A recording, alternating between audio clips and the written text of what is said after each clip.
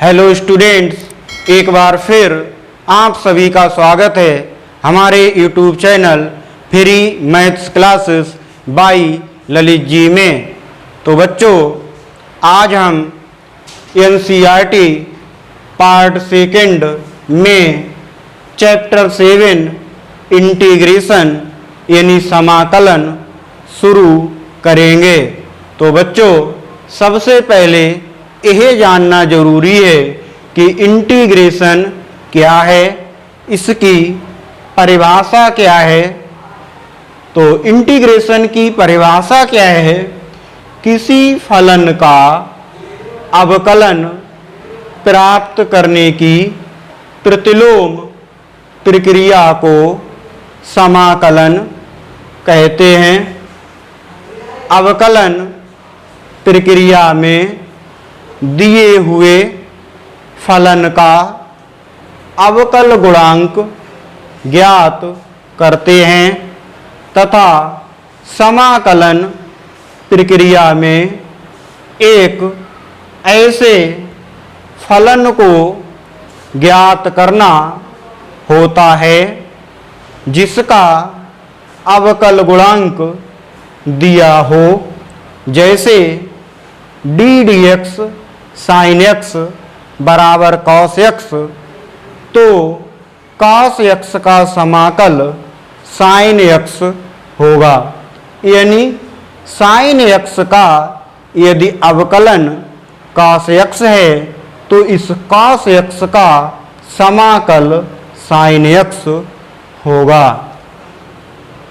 यदि F x का कोई फंक्शन है जिसका अवकल गुणांक एफ डैश एक्स है, तब एफ डैश एक्स का समाकल एफ एक्स प्लस सी होगा।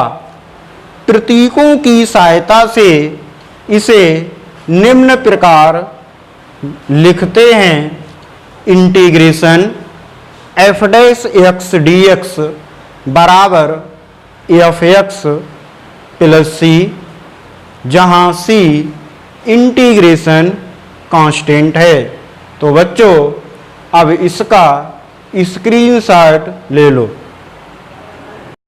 तो बच्चों, अब इसके आगे शुरू करते हैं। जिस फलन का समाकलन किया जाता है उसे समाकल्य कहते हैं तथा समाकलन द्वारा प्राप्त फलन को समाकल कहते हैं तथा समाकल ज्ञात करने की इस विधि को समाकलन कहते हैं।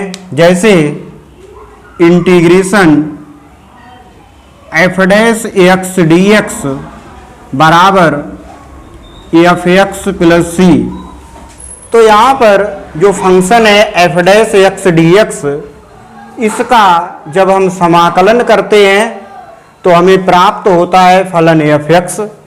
तो जो समाकलन किया एफ डैश एक्स का, इस फलन के लिए कहते हैं समाकल्य तथा इसका जो समाकलन प्राप्त हुआ यानी फलन आया एफ एक्स, उसको कहेंगे समाकल तथा इस समाकल ज्ञात करने की जो विधि है इसको समाकलन कहते हैं। इसके बाद निरीक्षण विधि द्वारा समाकलन, दिए हुए फलन का समाकलन करने के लिए ऐसे फलन की खोज करते हैं जिसका अवकलज दिया हुआ फलन है।